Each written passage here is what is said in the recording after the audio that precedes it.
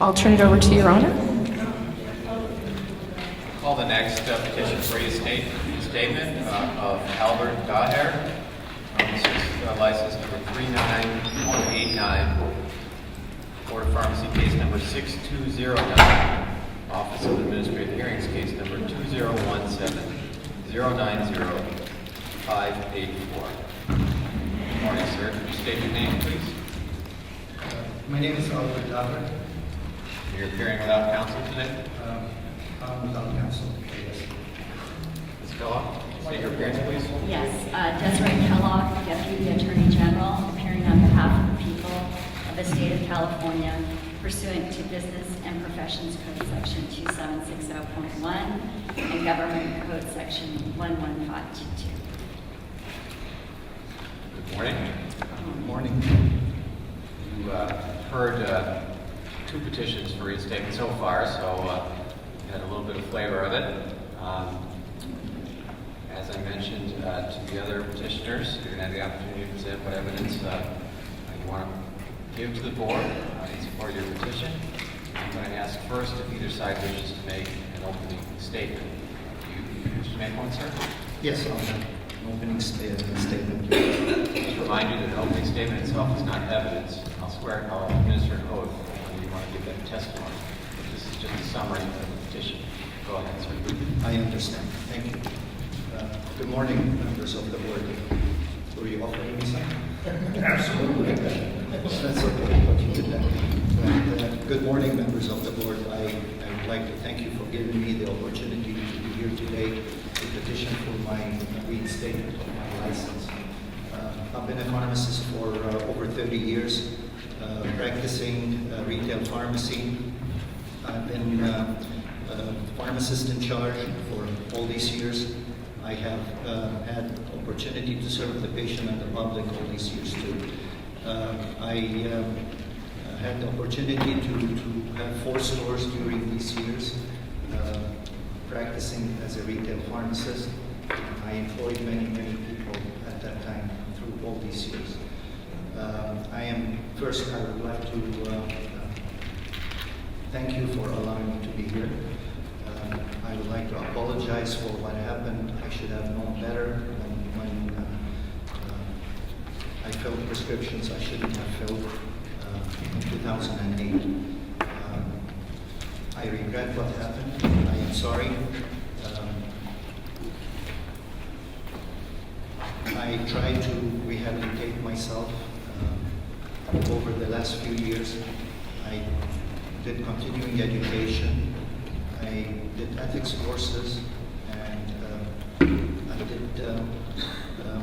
hundreds of community service hours. There is no amount of reflection a person can do, or service hours, or continuing education a person can do, and reverse the past. We are humans, and as earlier was mentioned, we are humans, and nobody is perfect, and I am definitely not perfect. I am not perfect, but I try to rehabilitate myself.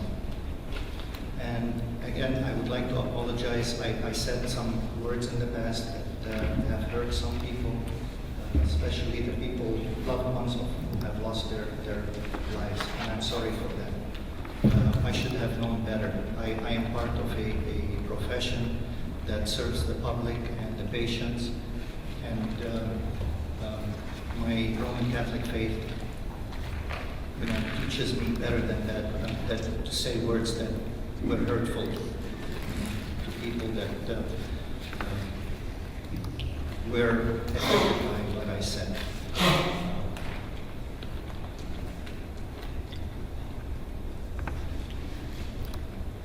I am a father of 4 children, been married for 30 years.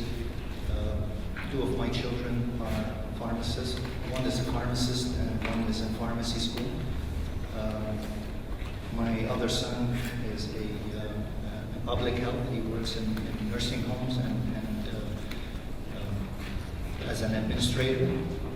My youngest daughter is still in high school, but she is planning to go into nursing and also in the healthcare field.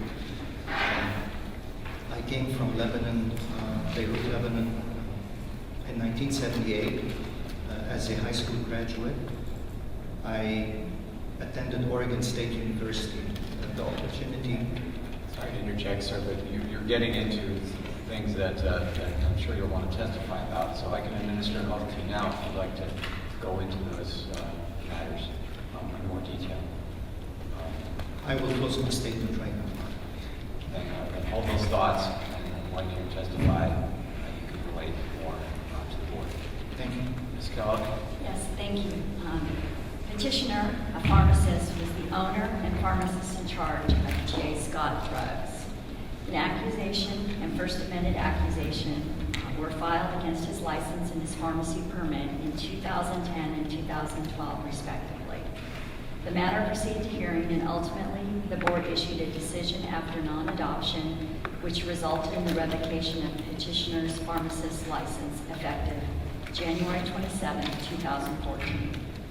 The petitioner's pharmacist license was revoked for failing to fulfill his corresponding responsibility and excessively dispensing controlled substances to numerous patients, among other charges, including early refills for 6 young patients who died or were, and also with the exacerbation of drug addictions. The amounts of highly addictive medications dispensed by petitioner were staggering. For example, in connection with one patient, for approximately a 1-year period, petitioner and others dispensed 3,875 tablets of Norco, 1,860 tablets of Xanax, and 405 tablets of Soma to a 22-year-old patient who subsequently died. In one 4-day period, petitioner deviated from the prescriber's directions by providing that patient with enough Norco to take 62 tablets per day, more than 4 times the 12 tablets daily dosage directed by the prescriber. It was enough alprazolam to take 30 tablets per day, more than 7 times over the 4-day maximum dose directed by the prescriber. And it was enough Soma to take more than 7 times the 1 per day dose directed by the prescriber. Deflecting blame, petitioner commented that, quote, "I did not sell the patient his medication in a dark alley. He walked into my store. We regret his death, but ultimately he is responsible for his own actions. Were his parents aware of his drug addiction? Did they do anything about it?" End quote. The board found that petitioner's violations contributed to the addiction of patients and put others at risk of harm from addiction, overdose, or death. And patients did overdose on medications that were regularly filled by petitioners. The board further found that petitioners appeared to choose profits over patient safety by continuously filling suspect prescriptions without questioning. Indeed, the board noted that as a board that includes community pharmacists, the board finds it inconceivable that when presented with these facts over and over again over many months, petitioner did not immediately contact the prescribers, ask questions, and document those inquiries in the patient's record. The board concluded that petitioner showed no remorse. At worst, petitioner's misconduct exhibited a reckless disregard for the public health and safety, according to the board. The board also questioned petitioner's credibility as a witness when asserting his defense that a computer error caused the improper dispensing of drugs, when he testified that he spared no expense for record keeping, and when petitioner testified that his initials in the dispensing records may not have signified his filling of prescriptions. Approximately 1 year later, after the revocation of his pharmacist license in 2015, respondent filed an application for a pharmacy technician registration. In the appeal from the letter denying his application, petitioner characterized the discipline as resulting from a record-keeping error. This defense was found not credible by the board. Effective January 16, 2017, this year, the board issued a decision after rejection denying respondent's application for a pharmacy technician license based on the revocation of his pharmacist license. The board found that petitioner did not overcome the hurdle to show he had been rehabilitated. Petitioner's expressions of remorse and his desire to return to the practice did not in and of itself demonstrate rehabilitation.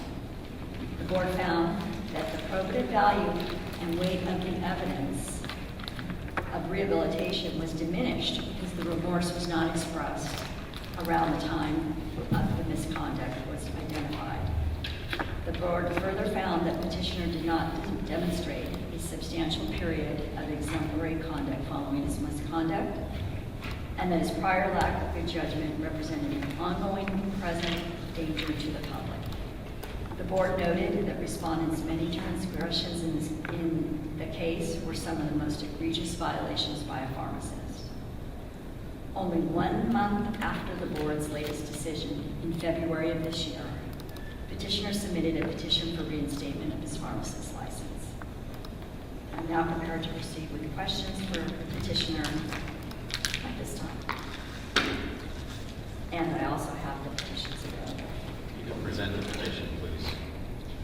I'd like to have marked for identification and offer into evidence as Exhibit 1, the original petition packet with accompanying documents, as Exhibit 2, the decision after non-adoption, as Exhibit 3, the decision after rejection, and as Exhibit 4, the agreement to electronic recording of hearing.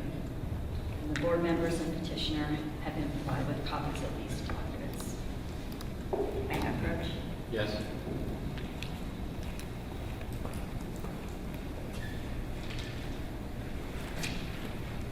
Mr. Dyer, you've received these? Yes. Do you have any objection to those being admitted in this proceeding? Actually, are they the same ones that were sent to me? Because I got 2 copies of the same things here, and I don't know if I'm missing something. I received from Lisa Cellino a packet. Ms. Cellino is the analyst at the Board of Pharmacy. She sent me 2 sets of the letters of recommendation that I sent in, and I don't know if there is anything else missing in here that I don't have. Ms. Kellogg? The petition packet that I just gave you had your petition, it had your continuing education certificates and summary, and it also had your letters of recommendation. Because I received 2 sets of letters of recommendation.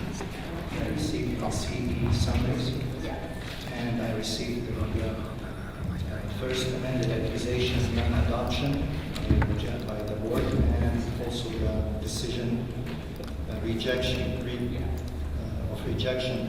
of the technician license. So there should be These are 2 board decisions, the agreement to electronically record, and then your petition, which consisted of your petition application and your answers to that, including your written summaries, your CD, and that. It appears that you just got, haven't reviewed it, but it appears you have 2 copies of your letters of recommendation, correct? And just everything else.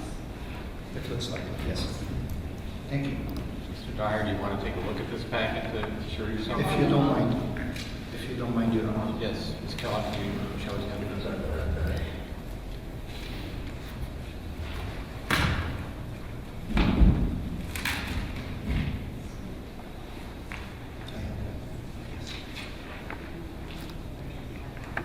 Yes. That's right. Yes, I can get it. This is- I mean, I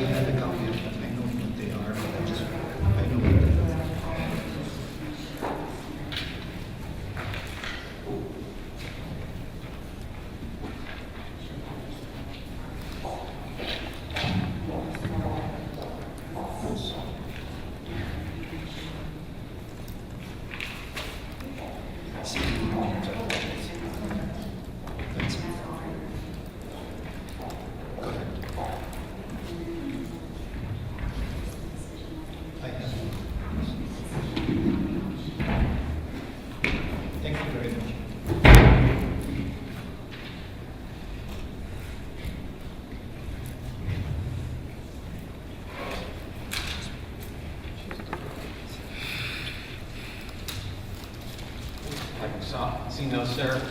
Yes, sir. Any objections on those being admitted? Yes, So, go ahead. hearing no objection, exhibits 1 through 4 will be marked and admitted. I'm going to administer an oath to you, sir, so you can testify. Do you solemnly swear or affirm that the testimony about giving this matter will be the truth, the whole truth, and nothing but the truth?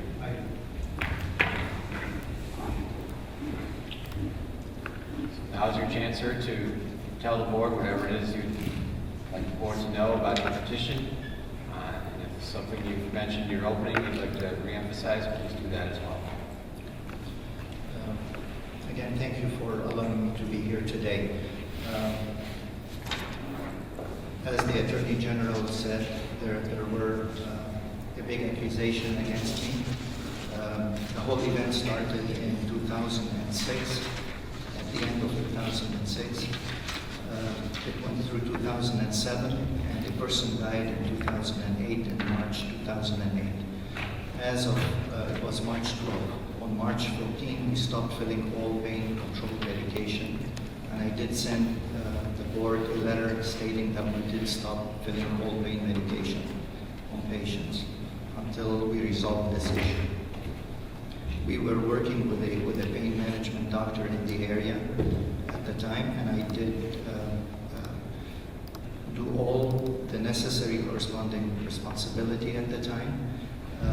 At the time, opiates addiction and treatment weren't as exposed as it is today in the news, in the media, even it's in a national crisis today. At the time, we relied on friends, pharmacists, doctors in the area, peers, and we filled prescription, and I do not deny that. We did fill a lot of prescription because we did work with a doctor in the area that was a pain management doctor. I should have known better, yes. I should have checked more on his background, yes. I am sorry I didn't.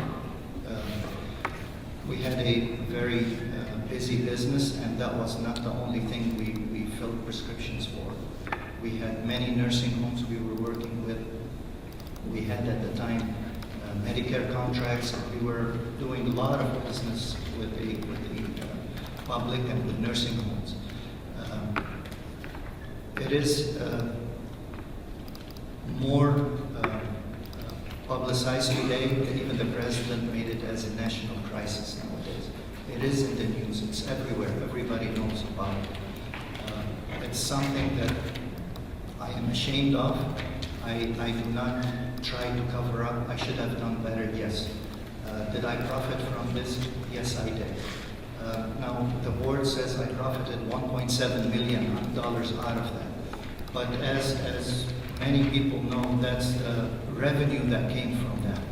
When you look into cost of things and expenses, the cost of goods, the profit is not 1.7 million that they keep repeating every single time. I'm sure some of the board members own their own pharmacies here. And, you know, there is cost of expense. There is employees, there is rent, there is all that.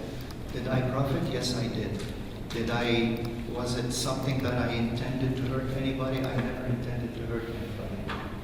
And I am sorry for putting everybody that was involved in this, from families to the patients, to the loved ones.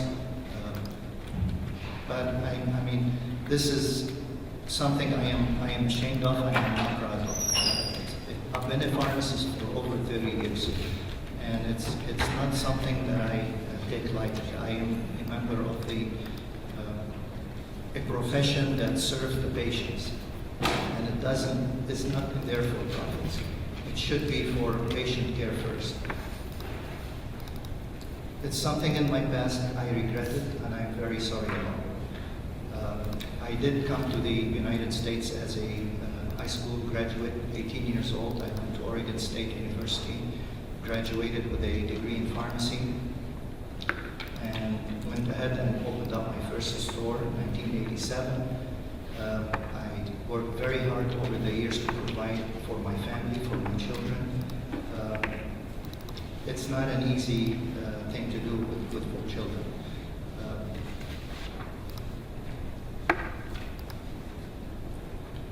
I opened up 4 stores at one time. We were very busy, and as we went along, my children grew up.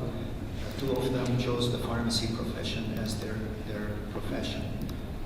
One of them is my oldest, Michael, he's number 14 on the new licensing issued as a pharmacy practitioner. My daughter is in pharmacy school again, and my other son is in public health as a nursing home administrator.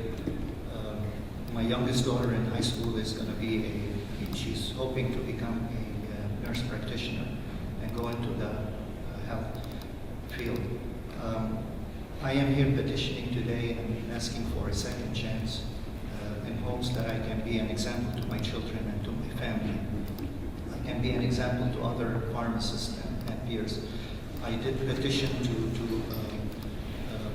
not petition, but as I lost my license in 2014 in January, I immediately went and started to rehabilitate myself and learn more about the experience, what I went through, and I put my family through. I immediately started taking continuing educations. I took an ethics course approved by the Board of Pharmacy. I did service hours. I volunteered at a clinic that serves the drug addiction. I put over 100 hours there. I saw it firsthand how addiction, relates to patient and to families and destroys families and patients. I was involved in their daily coming in and the settings and all of that. It is difficult. It is not an easy task. Addiction is a very, especially narcotic opiate addiction, it is a very serious and emotional aspect of life, especially for addicts. I educated myself and I took continuing education in opiate, as it related to opiate addiction. I took over 50 hours of that, corresponding responsibilities. I took treatment of opiates patients. I did over 50 hours in continuing education when it came to CE credits on addiction and rehabilitation, and corresponding responsibility and documentation into computers and all that. The other thing I did is also I worked at a clinic with a doctor that treats drug addicts also. So I also put over 50 hours with that. I don't recall how much time I put in it, but I did put quite a few hours there. But again, no matter how much you do, there is not enough to bring back whatever happened and correct it. I asked the board to look at it again and hopefully and pray that you will be looking at my petition positively, and I thank you for the time that you take a look at it. And thank you. Ms. Kellogg, do you have questions? Yes, thank you. Have you taken any continuing education courses in pharmacy since October 2016? I have to check the record and see what's on the NPP.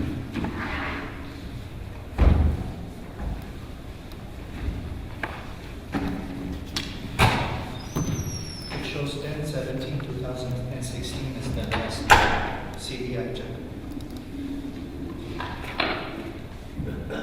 And isn't it true that you've only taken 6 hours of continuing education in the subject matter of the area you were disciplined in since the date of the hearing on your pharmacy technician registration application? That is probably true, but there's only so much continuing education you can take in terms of opiates as it relates to that subject matter. And what have you done to rehabilitate yourself since the effective date of the last board decision, January of this year, only 9 months ago? I'm sorry, I didn't get that one. What have you done to rehabilitate yourself since the effective date of the last board's decision, January 2017? I've been working in a pharmacy as a clerk, and haven't done anything in terms of rehabilitation. I did some hours with Dr. Oganian as we went through this year, the new year. It wasn't a lot, but I still do go there as much as I can. The problem, if I may add, is my revocation is not structured, so I could not do any service hours, because wherever I approach somebody to do service hours, they always say it has to be court structured. And it's not court structured, so they wouldn't take me as for liability for their insurance. So you've done no rehabilitation since 2000? I did some. 2017. I did some with Dr. Oganian, yes. I was volunteering at his office. And isn't it true that you testified at your May 12, 2016 hearing on the denial of your registration application that, quote, "there are lots of patients with pain. I would want to make sure that these are the patients who are getting these medications and not be passive about it," in response to a question from the ALJ about what you would do differently today if presented with the same prescriptions that led to the revocation of your license? I remember that question very well. I work in a pharmacy as a volunteer by the City of Hope Cancer Hospital. And these patients aren't able to get their medication. You can contact anybody at the City of Hope Cancer Hospital, and they will tell you that they're having trouble filling their prescriptions.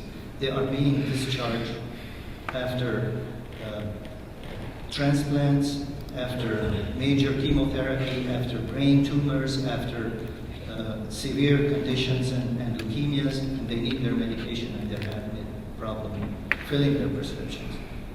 So yes, if patient needs the medication, we want to make sure that the patient who need the medication are able to get the medication. I have no further questions at this time. So are you going to have any other witnesses or documents that you wish to present? I do not have any witnesses, Your Honor, but I'd just like to take a moment to thank the people that came with me today, if I'm allowed. Am I allowed to do that? Yes. Okay, thank you. I would like to thank my wife. We have a 30 years anniversary coming up. We're married. I want to thank her for standing with me all these years and supporting me all along, raising 4 beautiful children, and helping me at work every day, coming in, and especially through the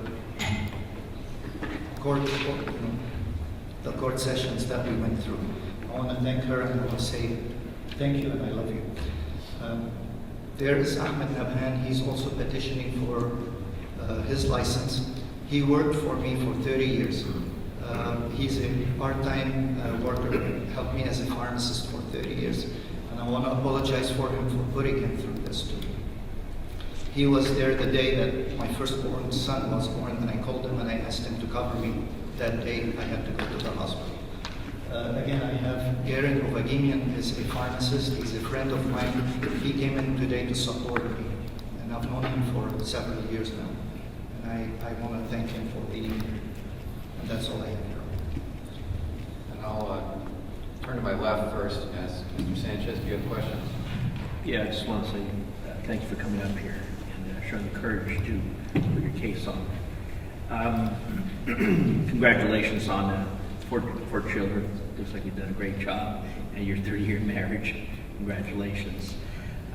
I think one of the things that stands out here is the remorse for the parents, the child that they lost with the giving them too many prescriptions, drugs that he OD'd on. Can you elaborate a little bit more on that? Did that affect you? Did you feel for the parents? Of course I feel for the parents. I am a parent myself. Yeah. It is a hard decision to make when, you know, how to raise children. It's not an easy situation to raise children. And I really understand what the parents went through and go through, raising children, especially if they're addicts. Did I make mistakes in what I said? Yes, I did. And I feel very, very awful about it and sorry about it that I said those things. I didn't sell his medication in the dark alleys anymore. It was a wrong choice of word. I am very sorry for that. It's not something that I'm proud of. I'm a human being, and we human beings make mistakes. Nobody is perfect. If you know anybody is perfect, I'll gladly talk to them. But I am not perfect. I am sorry for what I said. I apologize. Did you try reaching out to those parents? I tried after the mother sued me, and it was dismissed in court. It didn't go anywhere. I tried to set up with my attorney a meeting with the mother. She refused. And I wanted to apologize in person. I could not apologize. The other thing is, this was a very highly publicized case. It was in the Los Angeles Times. And I don't want to put words in here, but the media twists things around. We all know that, and I don't want to say fake news, but it is fake news. But, when I was in court with the Board of Pharmacy, the LA Times was there every day until I started presenting our case. They were not there anymore. They didn't show up. They weren't interested in my case and what I had to say. Am I sorry for the loss of life? Yes, and I cannot do anything to bring it back. I reached out for the mother with my attorney, and I tried to set up a meeting. She refused. And there is not a day, and I say that sincerely from the deep down of my heart. I am a Catholic and a very faithful Catholic. There has not been a night that I have not prayed for the deceased and for his mother and for his father. That's the only thing I can do, and there is nothing I can reach out for them and do more than that. I am sorry for the loss of life. It is not intended. I did not intend that. And I chose the wrong words to say because I'm just a human person. I'm not a sophisticated attorney. I gotta watch out every single word I say. And I was at the time, that was in 2006. 10 years has passed over this. We are in 2017. I'm sorry, it was 2008, not 2016. It was 2008. We're 9 years later right now. If there's anything I can do more to rehabilitate myself or to apologize or to do, I am sincerely down in my heart. I am willing and able, and I will do everything possible to do that. Thank you. I don't have any more questions. Okay. I too thank you for coming in. When looking at this case, to see that there were 6 deceased patients, I'm just thinking, before even the law of corresponding responsibility, I'm just thinking, there was just a doctor telling you that he was a pain specialist and that as a result he had a right to write for these medications. There was no indication to you out of these 6 patients that there was a problem. It just seems to me that there should have been something there to make you wonder, even without the law of corresponding responsibility, just based on ethics, that something was not right. I'm just trying to understand how 6 patients could die and there was no indication of anything other than the fact that this doctor told you at some point in time that he was a pain specialist, so he knew what he was doing in writing these meds, these prescriptions. I'm trying to just understand how that could happen. Okay. To explain this, we have to go back to 2006. There was a doctor in the area who was a pain medicine specialist. When a pharmacy that was catering to him, whatever sold, the patient started, not catering to him, but filling his prescription, the patient started coming to our store. A immediately with Ahmed and the other pharmacist, June, we wanted to assess the situation, whether we continue filling or not filling his prescriptions. We looked at it and we interviewed the doctor. We wanted to make sure everything is being done properly. We got copies of his certificates, of all his education, and of all his pain medicine specialty paperwork that he had at the time. I admit it wasn't enough. I shouldn't have filled them, and I am sorry for filling these prescriptions. At the time, that's what we had to go by. I had a member from the medical board about a month later coming in, and he wanted to request a prescription. I had his business card. I asked him, what was the situation about this doctor? He says, we are here, we look at records. If there is anything, just check on the medical board website and you will see if there is anything. Okay, that was an indication for me. Okay, I mean, you can continue, it's nothing, it's routine. Again, I should have done better. I didn't do better. I apologize for that. I called doctors in the area that we normally deal with on internal medicine. Everybody was referring their pain medication or pain diagnosis, as you call it, to him. Okay. He's the pain medicine doctor in the area. That was an indication for us, okay, we can work for him. I worked with these doctors over many years in the area. So if they're referring their patients to him to control their pain, okay, that was another indication that we could go ahead and film. Now to go back to your 6 patients that died. When we learned that one patient died on March 12, I immediately stopped and I sent Sarah Bailey of the Board of Pharmacy a letter stating that we stopped filling as of today. And we never filled after that. The 6 patients that died, one of them, according to the board records, unknown causes, but they just put it in there. The other one was with oxycodone. I never dispensed oxycodone. Another one died in the Dr. Drew Rehab Center. I didn't do any of that, so it was all added in there. I see.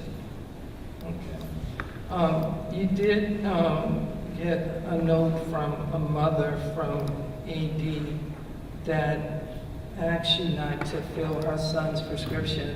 Was there anything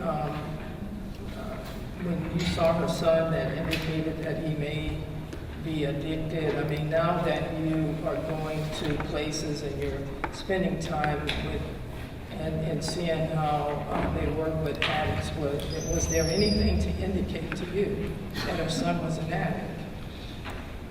The son was an addict probably at the time. I didn't know that. The mother called and said not to fill his prescriptions, and I stopped filling his prescriptions. Okay. The next day he came in with his mother and she gave a release for the doctor to go ahead and fill his prescriptions.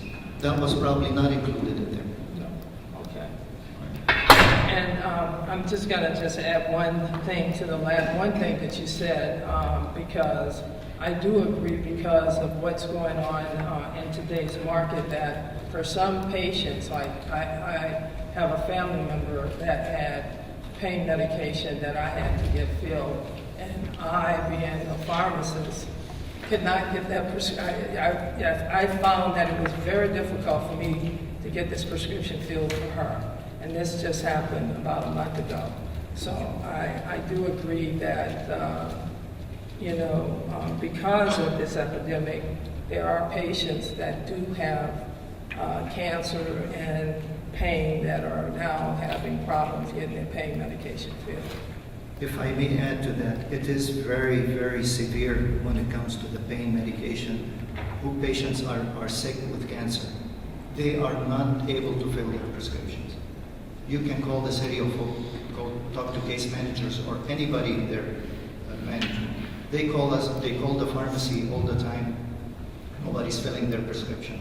And it's coming from the City of Hope. Well, I do believe that because I had to deal with that on a personal level, so I just wanted to add that. Thank you. Mr. Shah? Yes, here. I do agree with you that $1.7 million, those figures are misleading. And your statement about the awareness of the opiate crisis at that time, it is true. It wasn't really on the awareness thing. Now, you did say you hope to be an example to other pharmacists. Did you have any plan for that, or was there? Okay. I've talked to many pharmacists at this time, and I'm always open to any pharmacist who have any questions, and I'm always talking to people about it. And you mentioned the availability of limited availability of CE in specific topics, and like ethics, pain control, et cetera, like that. There is a limited number out there. You're correct on that. And your experience with the medical board investigator, I've heard a number of pharmacists that seem to have been checked by a medical board, and they said, check the website, it's not there for 3 years later. Yeah, so that's the point. It sounds like you did make efforts to check out the pain physicians. And now tell me about this structured rehab bit. You said since the board rehab is unstructured, it makes it difficult to find. Yes. I'm not real clear on that. Could you just elucidate a little bit? Yes. When my license was revoked at the time, I approached a Western, I can get you their name, they wrote a letter, to try to volunteer hours over there with the drug rehabilitation patients. And at the time, the patient, the owner of the facility, or it's a big facility, they have a couple thousand people, said that he couldn't give me hours because his insurance wouldn't allow him to do that. So what I did, he was very kind to me, and I really appreciate his help. He suggested that he will hire me, and he paid me $2,000 to do the hours. And I turned around and donated it to the Carmelite Sisters at Santa Teresita in Duarte. And your statement that you've had 10 years of prayer certainly shows remorse and awareness. So I think that's a nice statement. Thank you.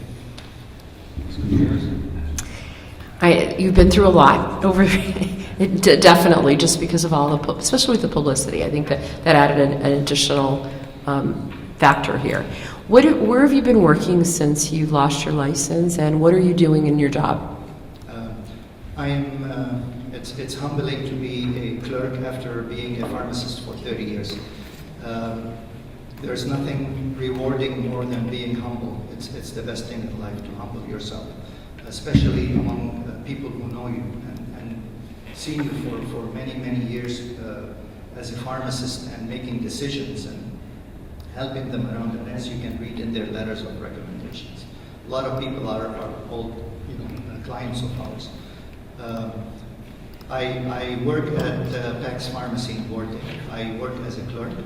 I type labels, put down information into computers, fax doctors for refills, help in deliveries whenever I had to nursing homes and skilled facilities.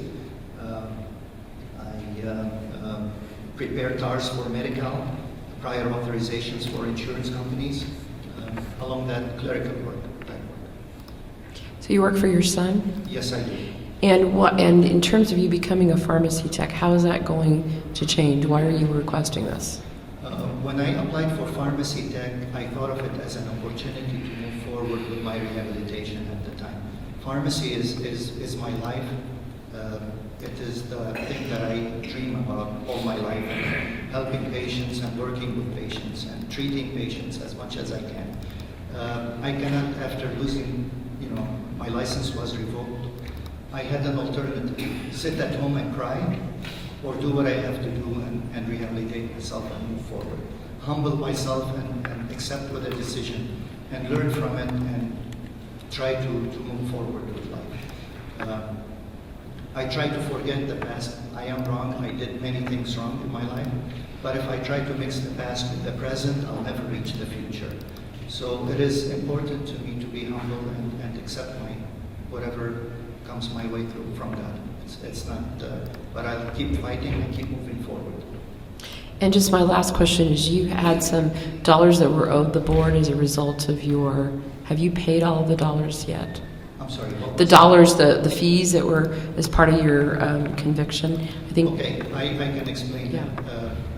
After Judge Daniel Morris gave his judgment as only probation, he didn't revoke our license, my license, or the store license.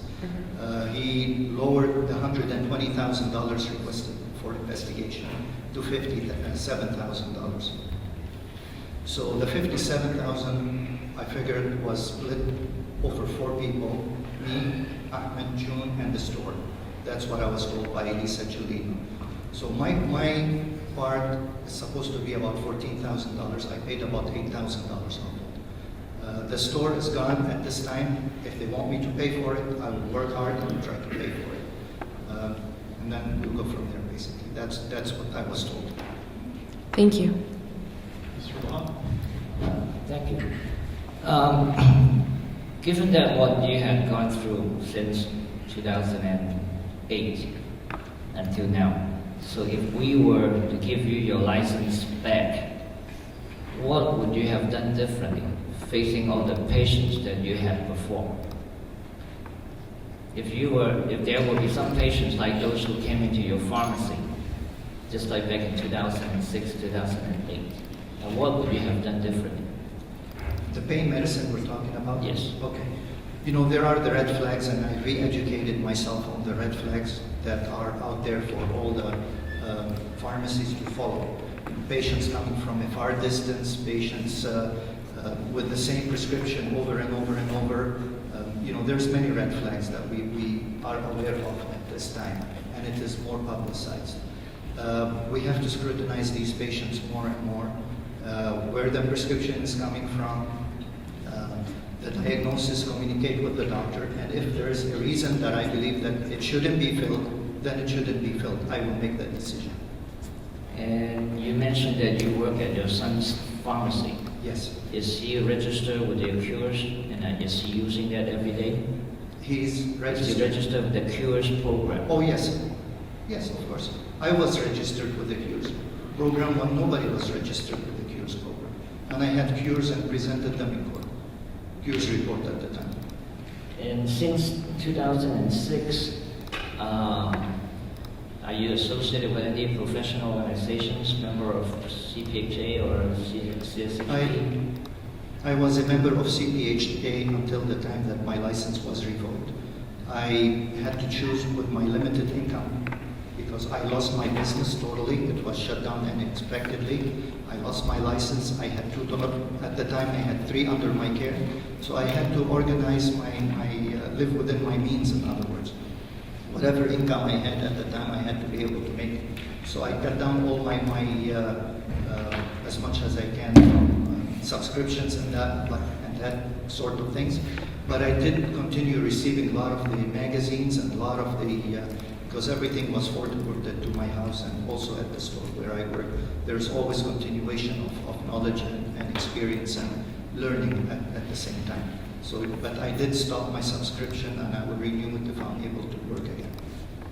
And would you agree to a probational license if the board approved for you for a certain period of time before grant you full approval for a license? I am able, willing, and accept anything that the board would give me. Okay, thank you. Even if they reject my petition, I will still appreciate being here. Mr. Weiser? I have no questions. Thank you. Ms. Munoz? Yes, thank you again for being here. Good afternoon, and thank you, since it's already some time has elapsed. I just have a few questions. I was looking, based on the recording that we did receive here. Can you hear me? A little bit. Okay. And the question I had, I just wanted to share if that's true and valid information. And in the report, it stated that the drugs that were dispensed to the patients were primarily paid in cash. Is that correct? When the patient presented themselves with insurance, we filled it with the insurance. At the time, there was no Affordable Health Care Act.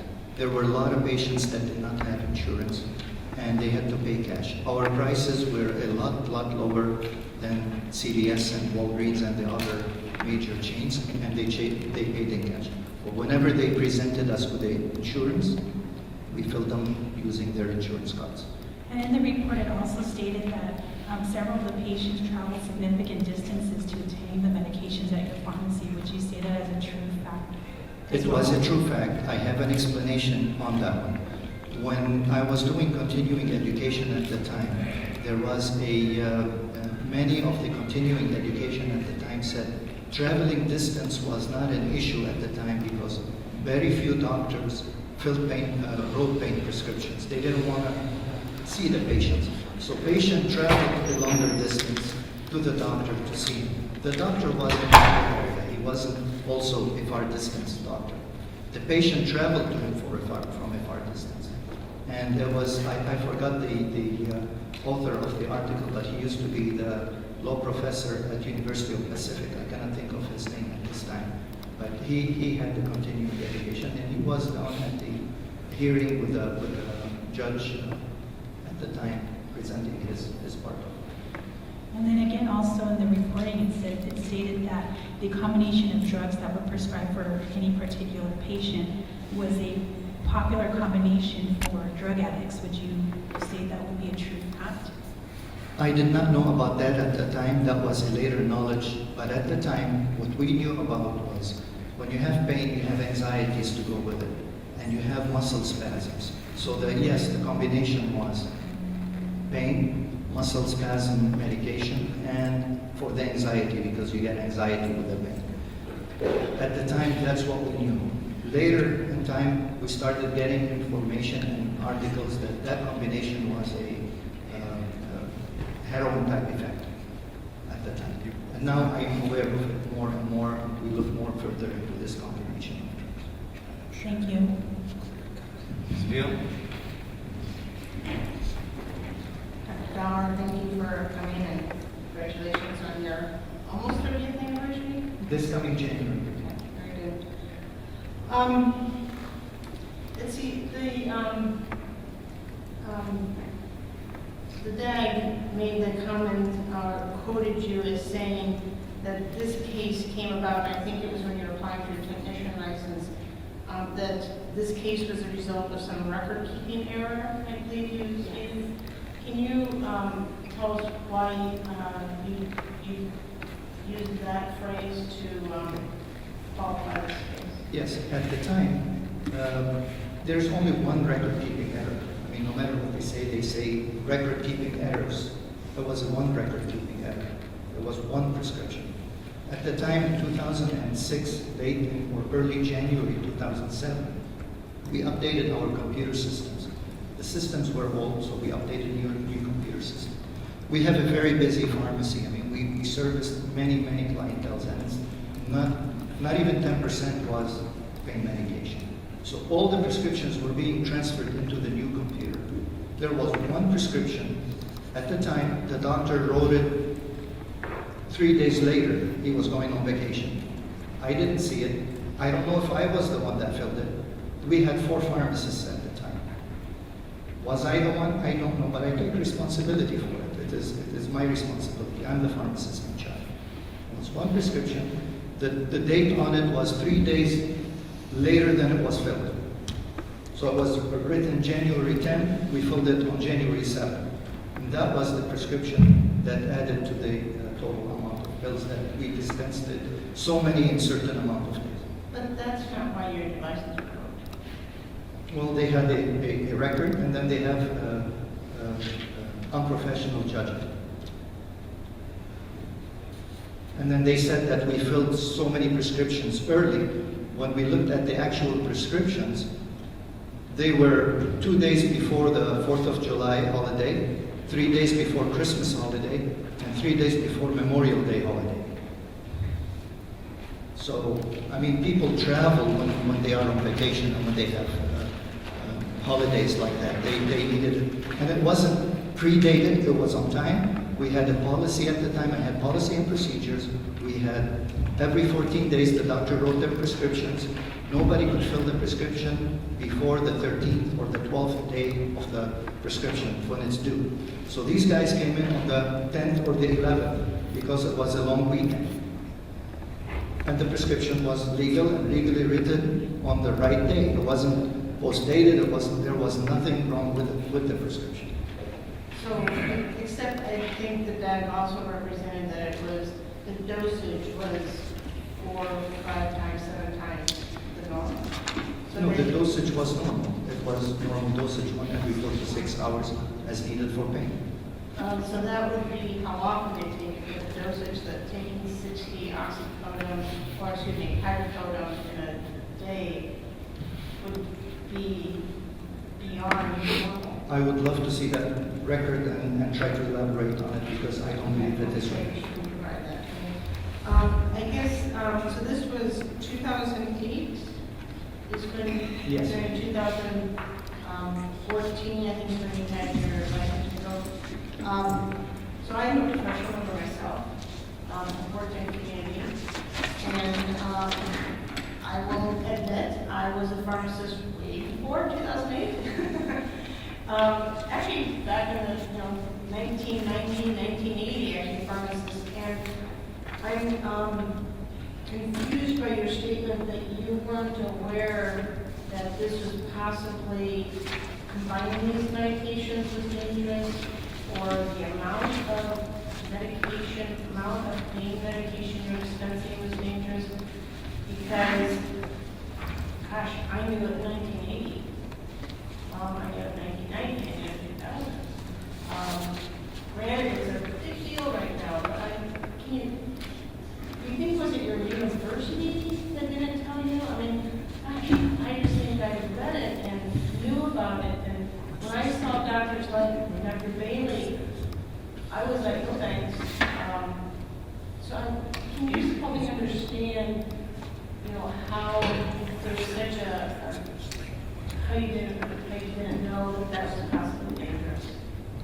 It is dangerous. I'm not saying that it is not dangerous. I never said it was not dangerous. It is dangerous.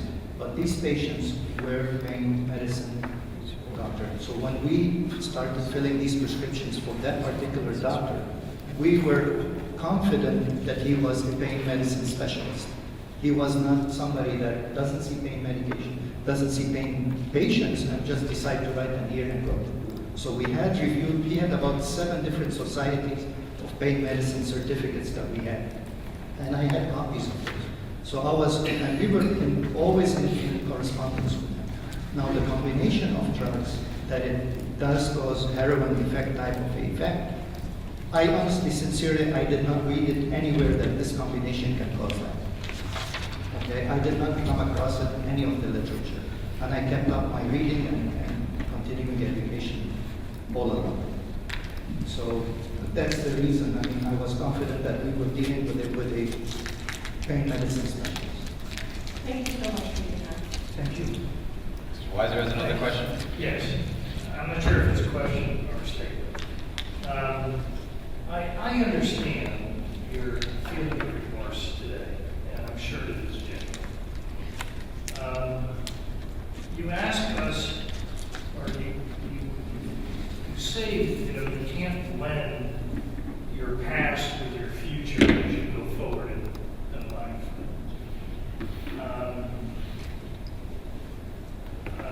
And you ask that we accept your reliance on the prescribing physician for your acceptance of the combination quantity of these drugs that you and your pharmacy dispense to these patients, and in some cases, for the results were disastrous. I too am a community pharmacist and was for a long time, had a small store, and probably not much different than yours, had a convalescent business out of the same store for a while, enjoyed being a community pharmacist, and relied on physicians in a small area where my pharmacy was located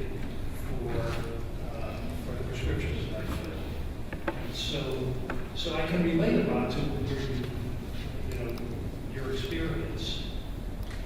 I believe that pharmacists, I believe that we, after a period of time, develop a gut feeling about the patients. And I believe, because I experienced it, that when certain patients would come into my pharmacy with certain prescriptions, that my gut told me that these prescriptions were for valid reasons, or these prescriptions weren't. And my gut told me, regardless of the prescribing physician, and maybe my gut was my conscience, or maybe my gut was my education, but I knew that it would be inappropriate for me to accommodate these patients with these prescriptions. I didn't have a pain management physician across the street or down the road, so it didn't happen with the frequency it probably happened at your pharmacy. But I believe that you and I have the same gut and probably have the same sense about the patients coming into the pharmacy with these prescriptions. And I believe that your past and your future are intertwined, because I don't believe that you should have relied on the fact that this doctor was a bona fide pain physician, and therefore I should blindly fill these prescriptions because of somebody else's credentials. So I'm having trouble putting that together. Can I explain? Go right ahead.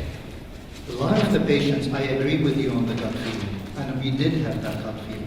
We had a lot of patients that we kicked out and never filled their prescriptions. And I had a list and presented it at the court hearing. And I had documentation in the computer system.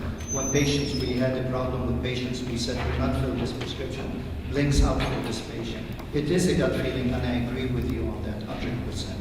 A lot of patients were sent away, and we told them not to ever come back. And I did present that evidence in court at the time. The other thing was, when I meant what I meant with the past and the present intertwined, I didn't take it literally as mixing it together. All I was meaning by it is I did not want to open the court case again and go through the emotion that I went through over the years. If I mix it with today, I will never get to the future. But yes, I definitely learned from the past. It is something the past that we learn from, and we put it into our daily habit and life and move forward in life. But I'm not going to be able to sit here and say, oh, look what happened, oh, what happened here, look at that, and sit and cry about it. I'm not going to do that. I'm not going to mix it with today to make future decisions on my life. That's what I meant by it. I have one follow-up question. I believe you mentioned one of the patients who passed away. His mother had called you up and said, my son is an addict, has drug problems. He did not pass away. Okay, good. Happy ending. She came in the next day and gave me a written authorization to continue his treatment with his doctor. So I'm actually wrestling with that. I am too. And She you told me a continue- few days ahead of time, she said, he's a drug addict. She called you ahead of time and said, My son is a drug addict, don't fill his prescriptions. I put it in my computer, I immediately called the doctor and I told him this is what I got from his mother. And we are not going to be filling his prescription, he's out of here. 2 days later, the son shows up, he wants to fill the prescription. I sent him away, I said, no, we're not filling your prescriptions. He said, did my mother call you? I said, yes, but I could not give her any information because of HIPAA. And 2 days later, she comes in, walks in with him, and she says, I am his mother, and I asked her for her ID. She says, I would like you to continue filling his prescriptions and treat him as the doctor would treat him. And she wrote me a statement, made a photocopy of her ID, and had her sign it. And I had that document. I still have it. So you continue to fill his prescriptions? For like 1 more month, and that was it. I was thinking in our pharmacy regs, you're not supposed to fill prescriptions for addicts. He wasn't an addict, apparently. He was being treated for a condition. He had a diagnosis and all that. She didn't say he was an addict. Originally, she told me, she said he was an addict. I said, okay, we're not filling his prescription. Then she came in and we got records from this doctor, all the diagnoses and all that to make sure our documents was good. Thank you for the follow-up. I have some follow-up questions. Go ahead, Ms. Kellogg. Thank you. Isn't it true that you issued refills on prescriptions that contain no authorization for a refill? There was one prescription, not prescriptions. There was one prescription, and it was that post-dated prescription that we talk about. It was not a refill of a prescription. The patient brought in the prescription on January 10 or January 7. It was written January 10 on the prescription. So that made it a prescription without an authorization. So you're saying that the board's decision after rejection on page 3, paragraph D, and the board's other decision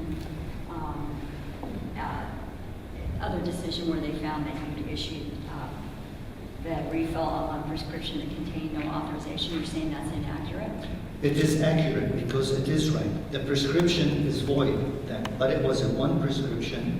It was post-dated. I'm not saying the prescription is legal. Yes, it was not authorized to refill because it made it null and void. So it's true that you refilled on a prescription that contained no authorization? One prescription, yes. Okay.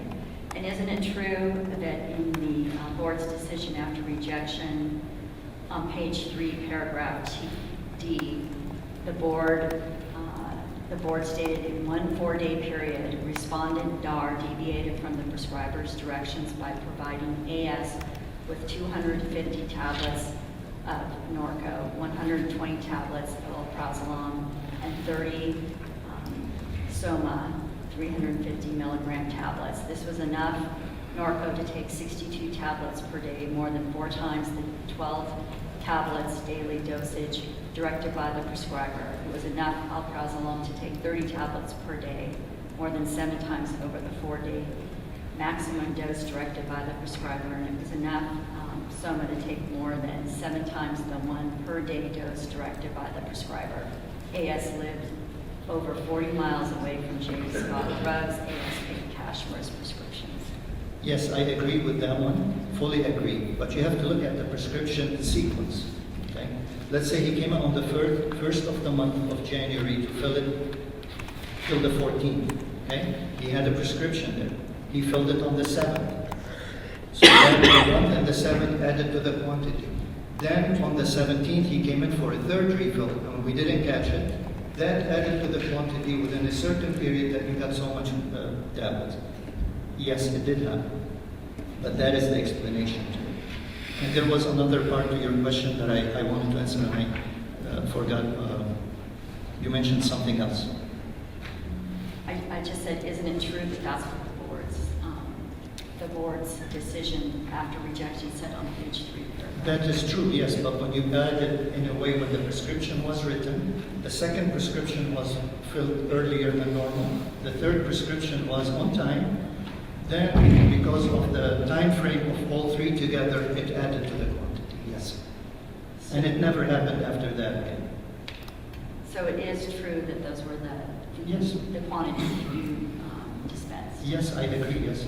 But you have a defense to that?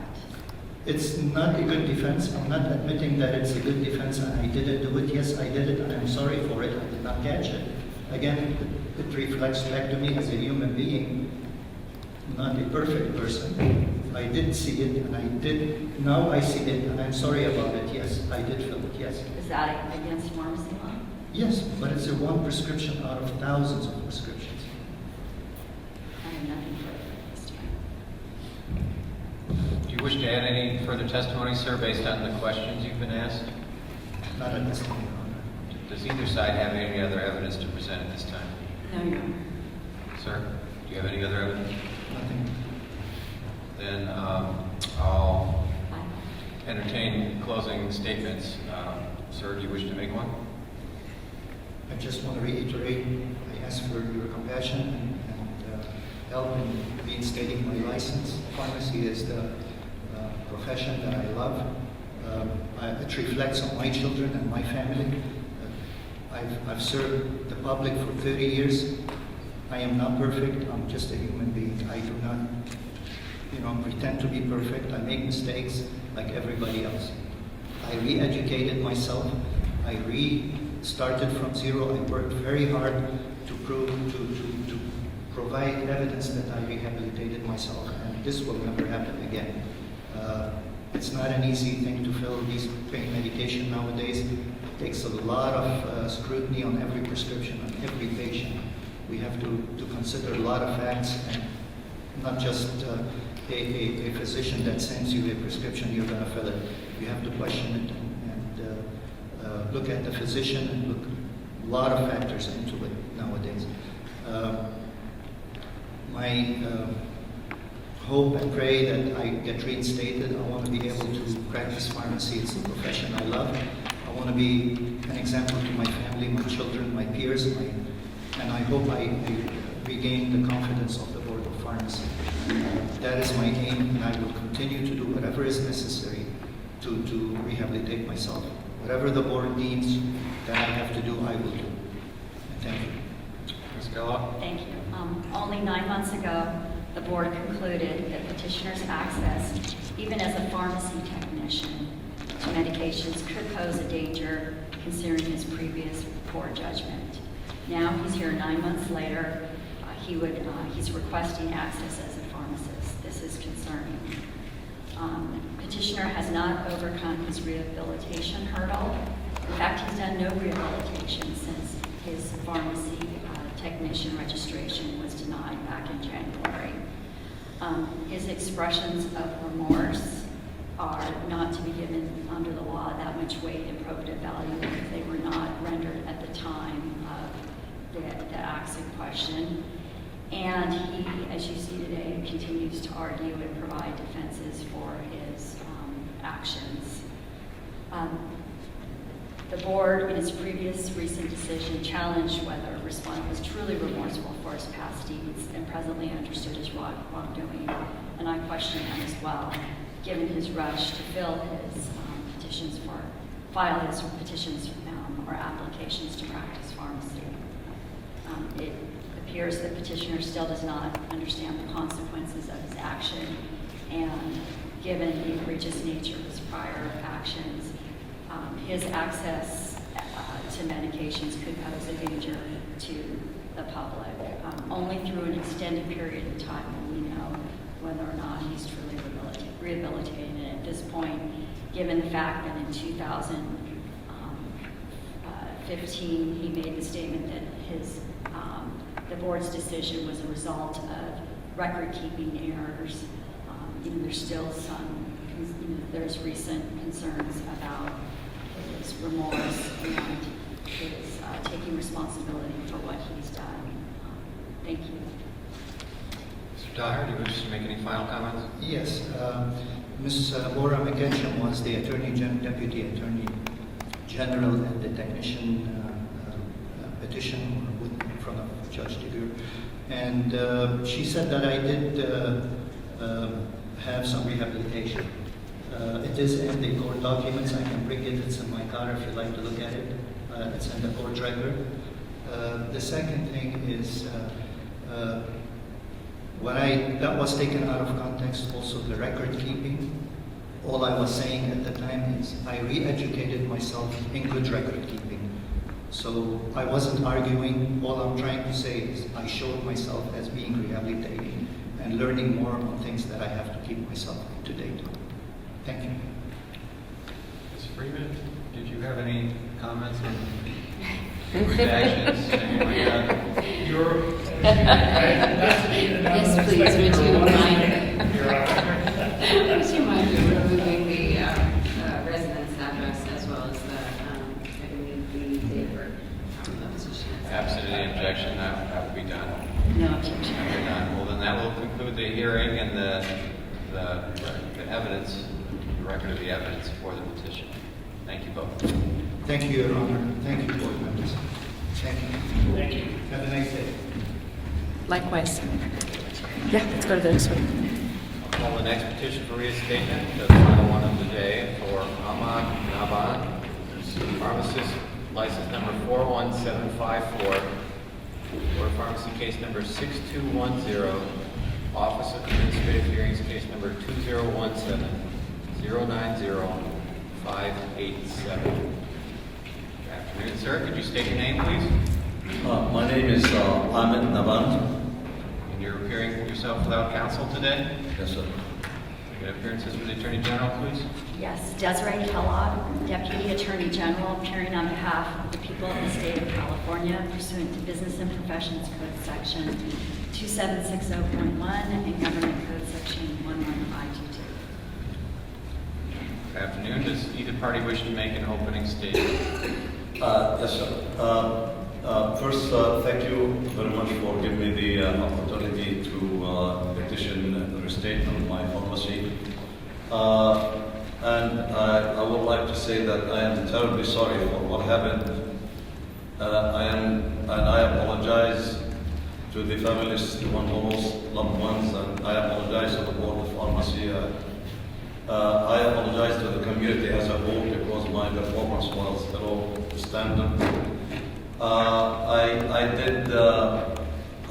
worked for the LA County as a respiratory therapist, then as a pharmacist for 36 years plus. And I was working 2 days a week.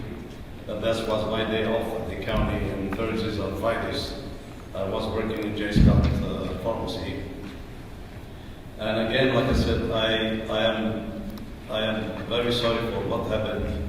The loss of my license really brought me a lot of sadness for the people who lost their life, and sadness for I lost the job I love to do, and I lost the income that I was getting, and the reason also I was working at that time in J. Scott Pharmacy.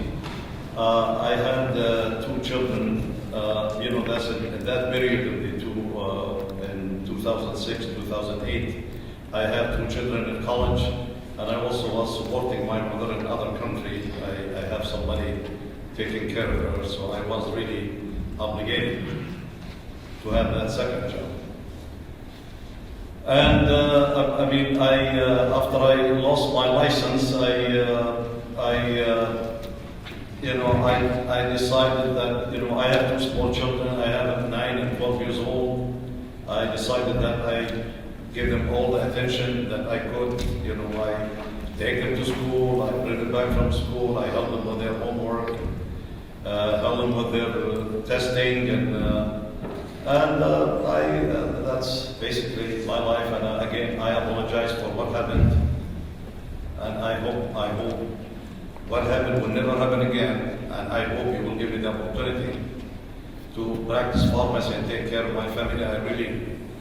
This morning, my son, my little boy, he was telling me, "Papa, oh, so you think you're gonna get your license? Maybe you could buy me an iPad." I said, I hope so. I got money. Thank you. Ms. Kellogg, do you wish to make an opening statement? Yes, thank you. Petitioner, a pharmacist and licensed respiratory therapist, was a staff pharmacist at J. Scott Drugs. An accusation and First Amendment accusation was filed against his pharmacist license in 2010 and 2012, respectively. The matter proceeded to hearing, and ultimately the board issued a decision after non-adoption, which resulted in the revocation of his pharmacist license effective January 27, 2014. The petitioner's pharmacist license was revoked for failing to fulfill his corresponding responsibility and excessively dispensing controlled substances to numerous patients, including early refills for 6 young patients who died, and also it exacerbated the drug addictions. My comments about the board's decision with respect to Albert Dar's petition apply with equal force to this related proceeding.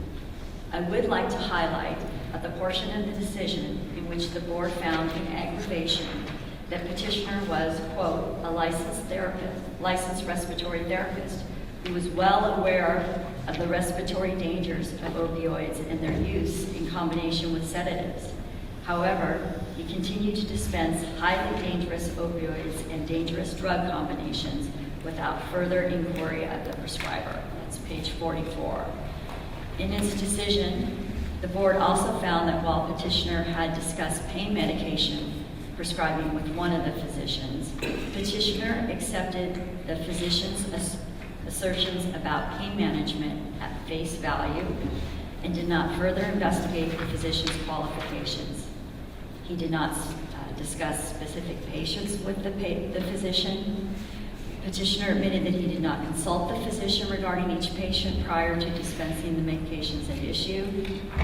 And the board ultimately concluded that petitioner deferred to the prescriber unquestioningly and without further review or examination. The physician had issued virtually the same drug regime to each patient over a significantly long time. One would reasonably expect that a pain specialist would modify the drugs, doses, strengths, or quantities within each patient's overall treatment time and between different patients. Petitioner chose to defer to the physician's judgment in the face of obviously concerning prescribing patterns that could not and should not have been ignored or dismissed as within the sole discretion of the prescriber. Almost exactly 3 years after the effective date of the decision, petitioner has filed the instant petition for reinstatement of his pharmacist's license. At this point, I'm prepared to request that the petition be marked for identification and offered into evidence as Exhibit 1, as Exhibit 2, the decision after non-adoption, and as Exhibit 3, the agreement to electronic recording of hearing. The board members and petitioner have been provided with copies of these documents. May I have a motion? Yes.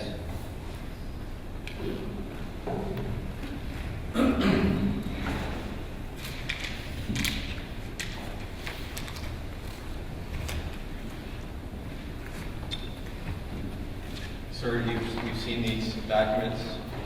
I'm sorry? Have you seen these documents that were just... I have. And the petition for reinstatement, decision after non-adoption, and agreement to electronic recording. Yes. Do you have any objection to me No. admitting those? No. Then exhibits 1 through 3 will be marked and admitted.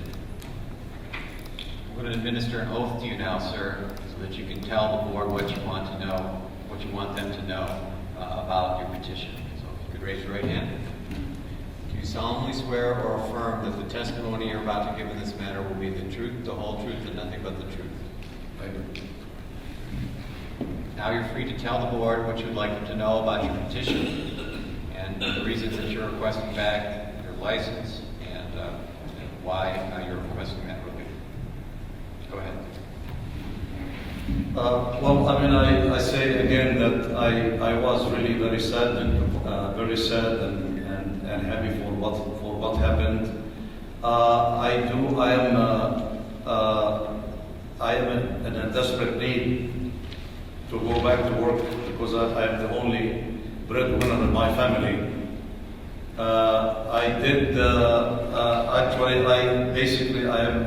almost in daily basis I do study pharmacy articles just to keep my skill.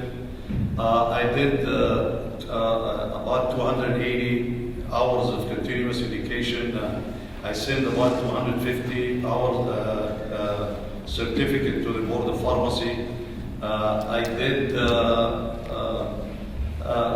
volunteering work at local homeless shelters in the LA County homeless mission. I did at the Sun Valley Rescue Mission. I did in Ascensia homeless shelter. I did, and I plan to do. Actually, I'm looking forward for Thanksgiving. I would like to go and share the homeless with them, and serve the food for the Thanksgiving dinner.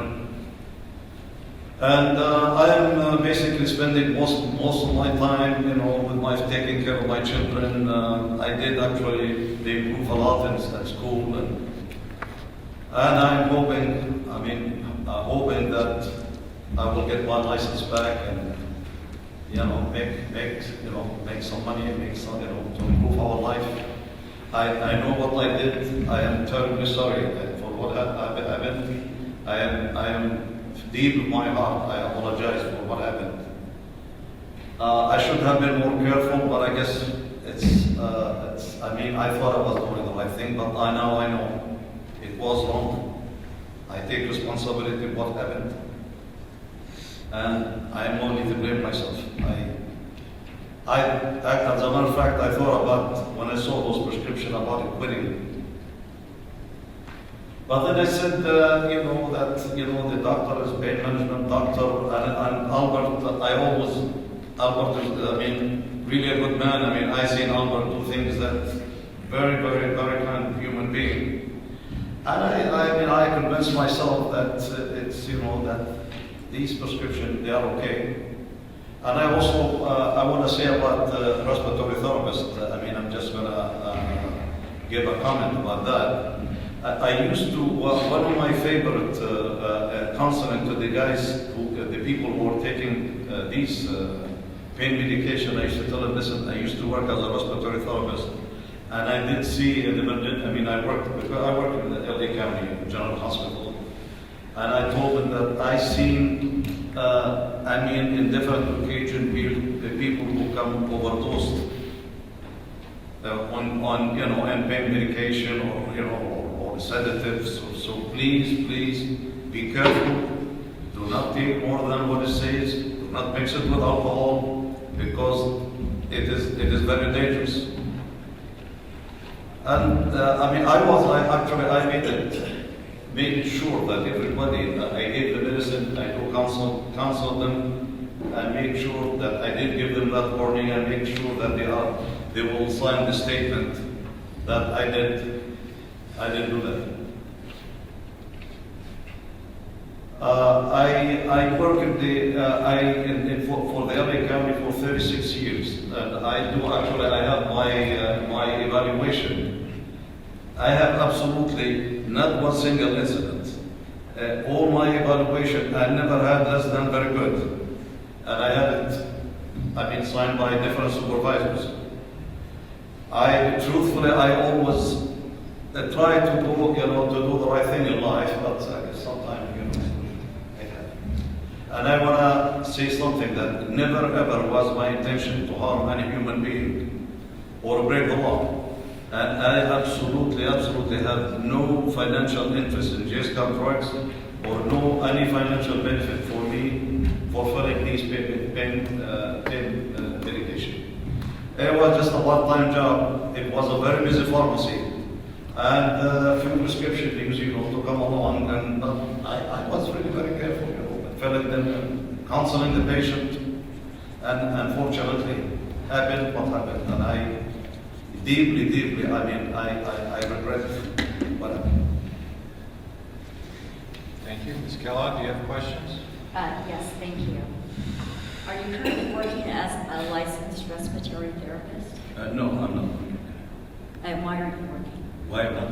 Why aren't you working as a licensed? Well, I'm a man 70 years old, and I'm not working. So are you retired? Yes. And so are you retired as a licensed respiratory therapist from? I tried to renew my license, but they say that your license was, did you lose license of any kind? So I thought, I was afraid they would give it back to me. Besides the respiratory therapy job, it's a young man job, because you have to be you have to do a lot of movement, you have to be more dynamic, to function this kind. I work as a young man as a respiratory therapist. A guy my age probably wouldn't. Besides, I didn't work respiratory therapist for many years. So is it your testimony that you did not renew your license? You voluntarily did not renew your license? I'm sorry? Is it your testimony that you did not voluntarily renew your license as a respiratory? To renew because of my age. I used to renew it, but then when I got 67, 60, it was the time for renewal, and I said, well, because they asked, have you, did you lose any license, any kind of license? And I said, well, then why? I'm not working, and I almost, for so many years I've been working as a respiratory therapist, so Did the board deny your license? The respiratory, I did not try to renew. No. You did not try to renew? No. because you didn't want to disclose your revocation to the pharmacy board? Because even if I want to go back to work as a respiratory therapist, I've been doing it for more than 30 years.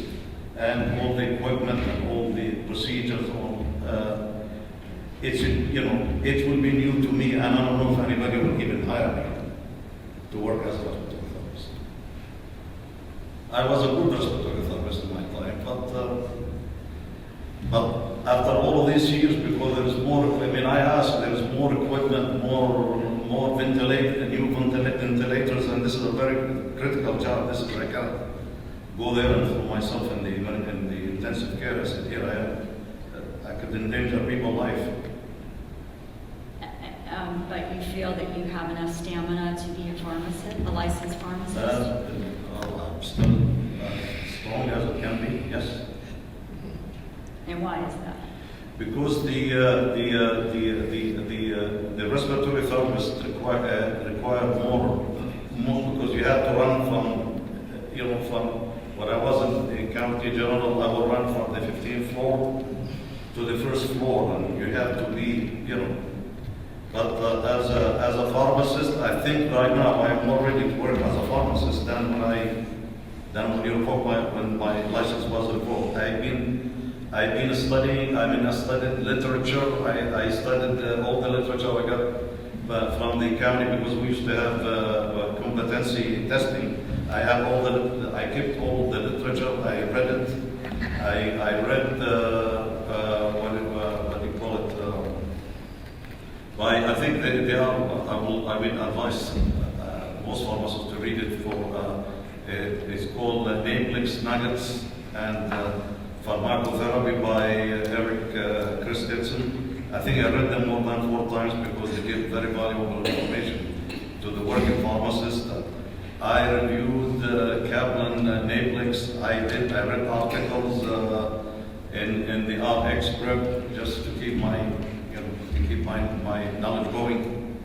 But did I understand your testimony to say that you did not renew your license as a respiratory therapist in part because you were concerned about keeping up with the new procedures in the license? Because I didn't have it for 30 years, yes. Yes. But I don't know, I may, but I won't be dangerous for me to go and walk into an intensive care and endanger somebody's life because, there's only 5 minutes between life and death. If a patient is disconnected from a respirator, in 5 minutes they could have a brain damage. So that's one of my reasons. But you feel that you have the capacity to practice pharmacy? Definitely. Look at me. Sure. My brain is still as good as it can be, and my knowledge, it can be as good as can be. Really, yes. And isn't it true that you haven't taken a pharmacy continuing education class since October 2016? 16? Yeah. If I didn't take any 16, I think I did, didn't I? Yeah, but you haven't taken any continuing education courses since I assure you, there is no day pass by, no day pass by, and I do not read articles about pharmacy. I have it, like I said, I am as ready and prepared as I can be. With proof. Isn't it true that you haven't taken any continuing education courses since October 2016? If I didn't, it's because I'm reading more articles. I will go back and do more continuous education, but I've been reading articles. They are very valuable, just as good as the continuous education, I assure you. But it's true you haven't taken any continuing Well, education courses? to me say, yes. And are you aware of, for example, the new regulations in sterile compounding? I read, I had an RX script. I was planning to read that about the articles about the compounding. If I want to be honest with you, no, I mean, I didn't. I mean, of course, everything, if we go on, if the day I work in that, I will make sure I update myself and everything, yes. But today you haven't done it. Huh? You have not done it currently. You haven't updated yourself, right? In what? In about the compounding? Yes. I mean, yes, I'll be honest with you, I did not, I haven't read about it. But I will, if I go back and if I get my license back, I will be as ready as I can be. I will read, as a matter of fact, today when I go home, I will, in the RX prep, I will read the article about it, yes. And isn't it true that the last time you took a continuing education course in prescription drug abuse or related topics was in April 2014? I'm sorry again? Isn't it true that the last time you took a continuing education course in prescription drug abuse or related topics was in April 2014? No, I took some in 15, I think, about opiates. I did in my continuous education, yes, I did. Opiate dosing, opiate side effect, opiate, yes, I did. Okay, and how many hours have you taken? I cannot tell you the hours, but I did quite, I would say, maybe about at least 20 hours, not more.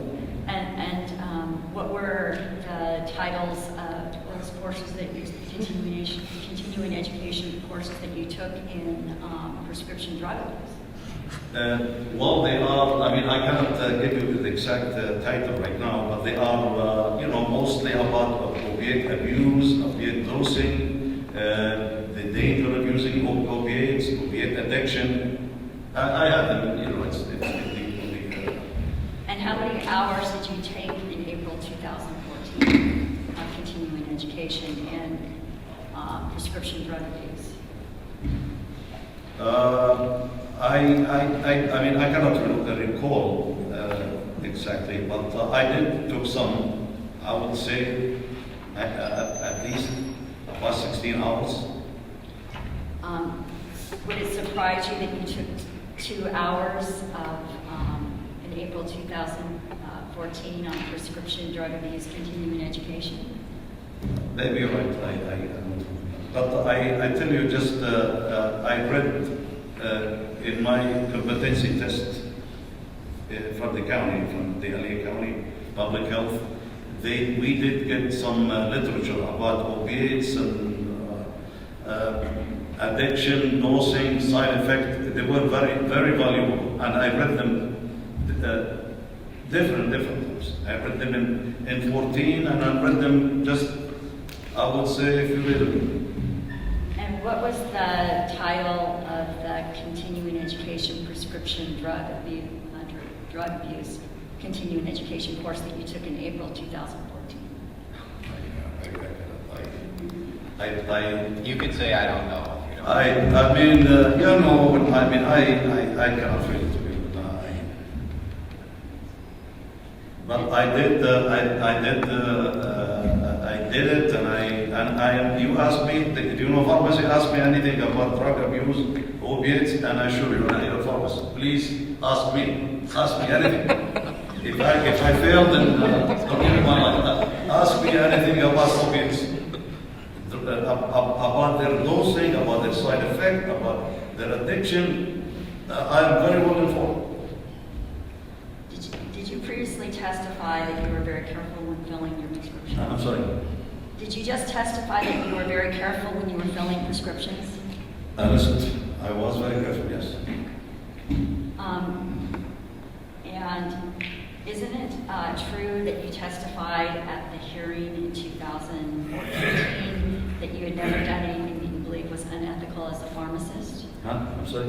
Isn't it true that you testified at the hearing that you had never done anything that you believed was unethical as a pharmacist? That I don't do ethical courses, you mean? So did you testify at the hearing Yes. that you had never done anything that you believed was unethical as a pharmacist? Yeah, I never did anything. Yes. That's true. And isn't it true that you testified at the hearing that you never filled a prescription that you believed was not written for a legitimate medical purpose? I sure did. That's how you testified. Yes, yes. And isn't it true that you testified at the hearing that if there was something wrong with the prescription, you absolutely would not have filled it? If something wrong with it, Yes. I did. And then isn't it true that you testified at the hearing that you checked every patient profile? I sure did, yes. What kind of rehabilitation efforts have you engaged in since the board's decision revoking your license? Well, I decided to invest a lot of time, and I have my small children. They were, especially one of them, very much behind in school. I mean, I was getting calls from the school that she's not doing very well. And I moved her from the, to almost on A student.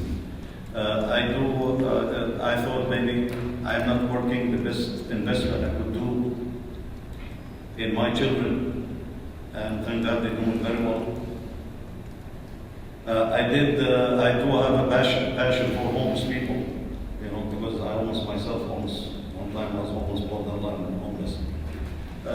I did volunteering work in homeless shelters, and I plan to do more.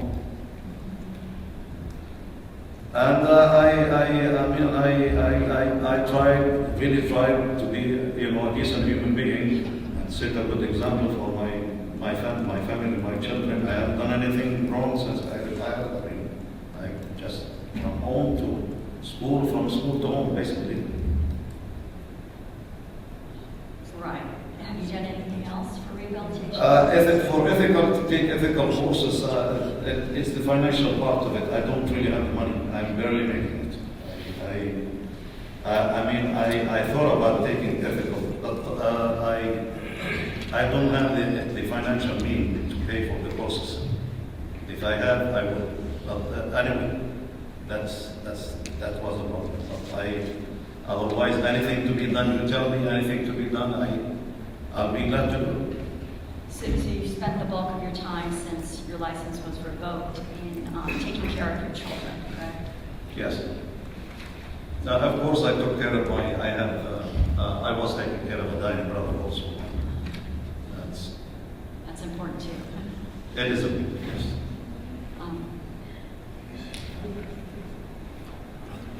I have no questions at this time. No further questions. Are you going to call any other witnesses, sir? I'm sorry? Are you going to call any other people to testify on your behalf? No. Do you have any other evidence you wish to present? No. Okay. Then I'll turn it over to the board for questions. I'll start this time with Ms. Veal. All right, thank you for coming. You sat through your other board, and so I know it's not fun being in your seat, but we appreciate you coming and being here to be Well, thank you for giving me the chance. All right, so I'm going to take you up on being an expert on opioid abuse. Okay. So, what is an MME? MME? Yes, MME.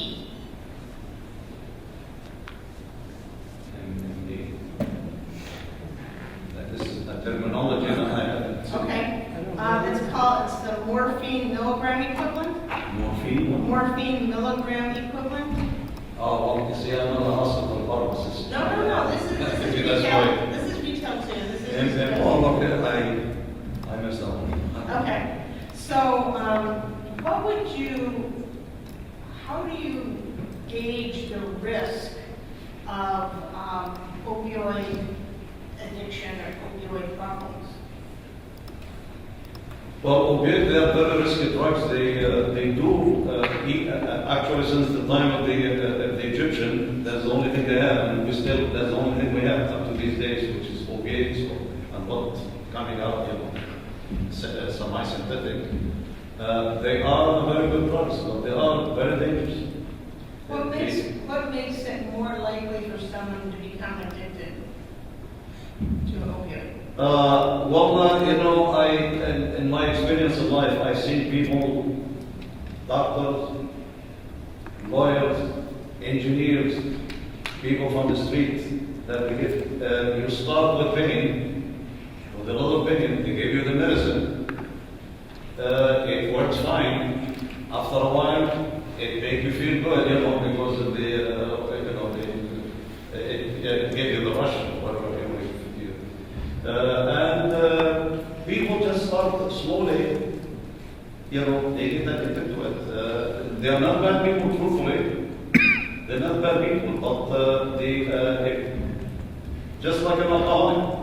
You take a little bit, it feels good. You take a little more, and then you get the same high. You have to take more and more, and this is the problem. How they fall into this. As a matter of fact, I don't waste your time. I have one of my sons once gangs that broke his nose, and he came and they gave him, as I remember, they gave him vitamin. He took it and he started feeling good until one night he said, "Dad," he was only 15 years old. "Dad, I feel like I'm going out of my mind." I said, "Give me this." I took them. I take this. And I can tell you, I have a member of my family. You don't need to waste your time. You don't have to No. call your family stories today.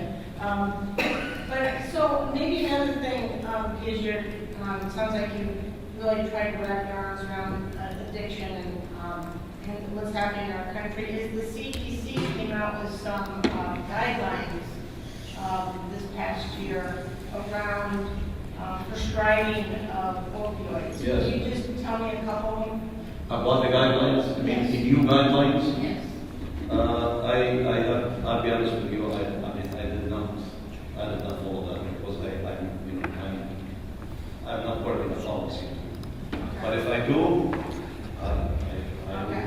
I thought I misunderstood. I must have misunderstood you. I thought you no, said but you take a lot, I have the knowledge about how they work, what they do, what the side effects. But of course, the guideline when I work, I have to follow the guideline. Of course. Okay. And then also I noticed that you were part of the same settlement or action as a prior individual. And have you paid any money towards the fine that was imposed? I did not pay anything because I really don't have any money. But if my license can, if you give me my license, I will work. I promise you, I'll sign for you. The board will give their money, even if I have to take a second one and the little check. I'll take it. I will pay you your money. No problem. Well, I think it's very nice that you've had time to spend with your high school age kids and hopefully. Well, they are 9 and 12 years old. Yes. And hopefully you've been able to make a difference on their They're not lives. making me better. That's for sure. Yes. Thank you very much for your time. Thank you. Ms. Munoz? I don't have any questions at this time. Thank you. Mr. Weiser? Thank you, and thank you for being here. And just to pick up on a couple of things that you said, and so getting back to your son, although not specifically, who was taking Vicodin. That's long term. So with regards to Vicodin, and you said that people, they start out, they have some pain, and they maybe get a prescription for Vicodin Yes, before sir. they know it. And what you said is correct. In some cases, before they know it, they now have an addiction with Vicodin. They do. So you as a pharmacist, I'm a pharmacist, we're both professionals. So at what point, at how many pills of those Vicodin a day, when would you be concerned as a pharmacist when you realized that somebody was taking how many Vicodin pills a day? So what's the point that would cause an alarm to go off in your head today? And then I want you to tell me also, what's the point that would have caused an alarm to go off in your head in 2008, 2007, with the same Vicodin prescription and the same patient? You mean regarding my son? No. Well, You mentioned your son and you mentioned Vicodin, so I figured Right. you could example. To be honest with you, if it's in my hand, I don't like to fill one single prescription of opiates, but I'm a pharmacist, I have to do it. There are people who do need it. Yes, there are people, and the problem is, it's hard to tell who is the one who really needs it and who is the one who doesn't need it. I mean, you know, these people come and the doctor tell you they got, you know, they got this and they got that and they got that what I mean, the pharmacist. I mean, more than one, believe me, I've been called son of this, and I mean, I've been calling names. Because I said, you know, that the first, I mean, this patient, that I don't think he doesn't look like me, which was, I wasn't sure. But you talk to some of them and said, oh, I could not work. It wasn't for this medication. I really could not function. I could not work. And maybe it's true, because there are people who have a terrible, they have like a terrible back pain. They have, I mean, you know, you only, if you have the pain that you know how it feels like. It's very difficult for me to tell who's really telling the truth, not telling the truth. You know, that's, unfortunately, that's what. Thank you. Thank you for being here. I have one question for you. You talk about accepting responsibility for the past mistakes. Now, on the 8 letters of recommendation, there are 4 of them we couldn't get a verification from the authors. So, have you talked to all these 8 people and asked them to write you a letter of recommendations? Did I ask them? Yes. Yeah, I did actually. I want to, because I still, the people I work with, they're still they're my friends, and I still really miss them, and I go visit Hubert Humphrey. I go visit them, I mean, you know, not very often, but as a matter of fact, I'm going in Thanksgiving, I'm going to go join the party. I did explain to them what happened to me. And they all were, of course, they said, that's if you would recommend that, you know, my license be reinstated. Yes, I asked him to write me the letters. One of the author, his name is Tom Fong. He said you have never spoken to him about the disciplinary matter. So did you actually explain to them you have I these did. claims? When I was in the pharmacy, I basically told everybody what happened to me. And I asked them, even before that, I told them what happened to me. And I asked them, you know, that if they would be kind, and they said, of course, we will write you, you know, we will write you the recommendation. Yes. No question. Hi, Mr. Navon. I have a couple questions for you. Yes. LA County, did you retire from LA County? Yes. Okay, how many years? 36 plus. Plan A? Huh? You were in Plan A? Plan A. Oh. Plan A, that's what I got solid. So you're in Plan A, okay, good. So tell me about fentanyl. I'm sorry? Fentanyl. Fentanyl. Tell me about the fentanyl patch. What are the dangers with that drug? Well, the dangers, of course, the overdosing, or if they have the skin is cut skin, or there's heat on it. That can make it release more. What are the indications for use? Can you use it post-operatively? Fentanyl. This is not for a naive patient. This is for somebody that is a chronic user, and it's not for breakthrough pain. Pain, absolutely. The patient has to be, put in fentanyl. He has to be, it has to be in, like if he took other opiates, and the fentanyl is just for the chronic use, because fentanyl is for every 72 hours in these patches. Do you know the morphine equivalent doses required? The morphine equivalent doses that are required before you can start fentanyl? You got me in that.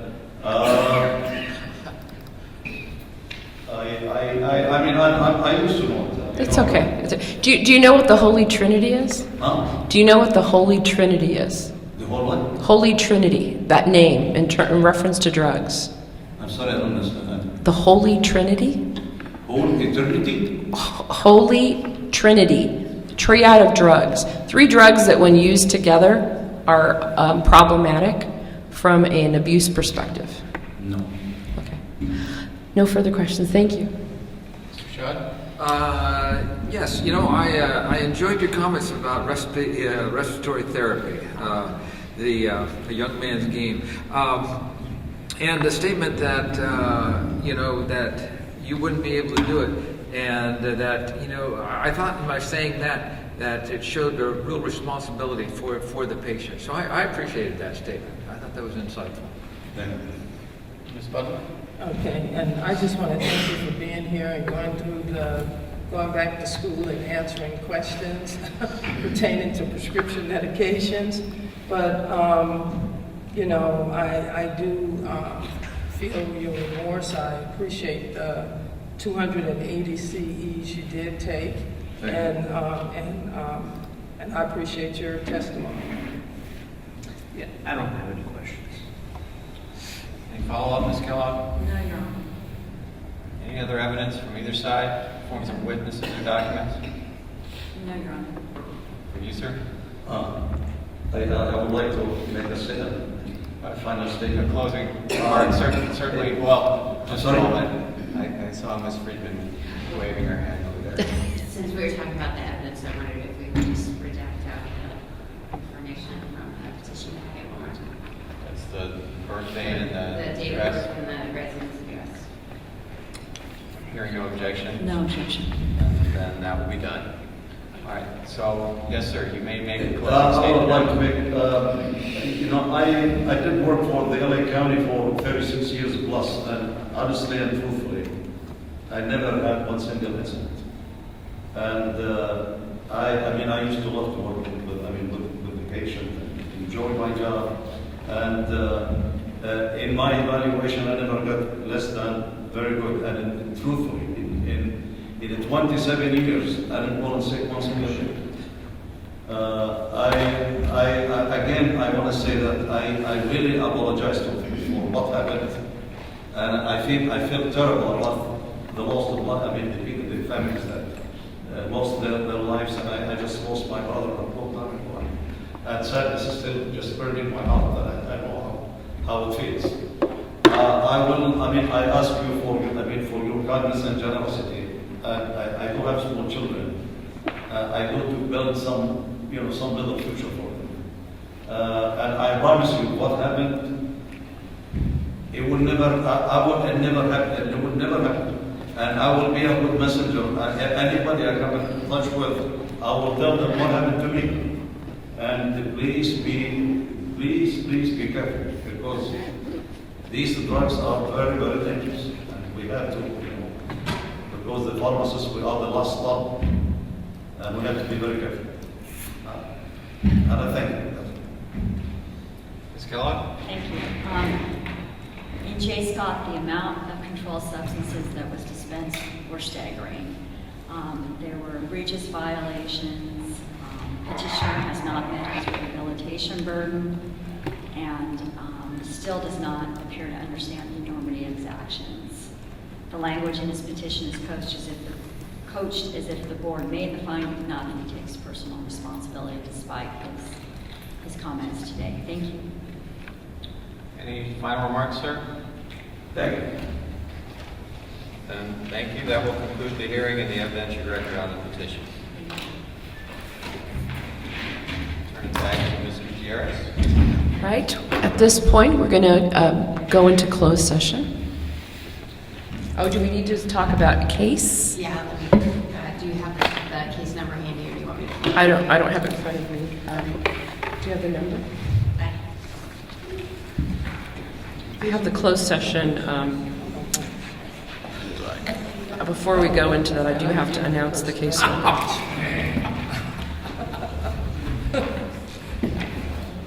Do you mind if I just read it? Yes. So for the record, it's the California District Court of Appeal for the 4th District, case number E067975. Thank you. So we'll now be going to closed session. Thank you very much. Thank you, Mr. Nabat.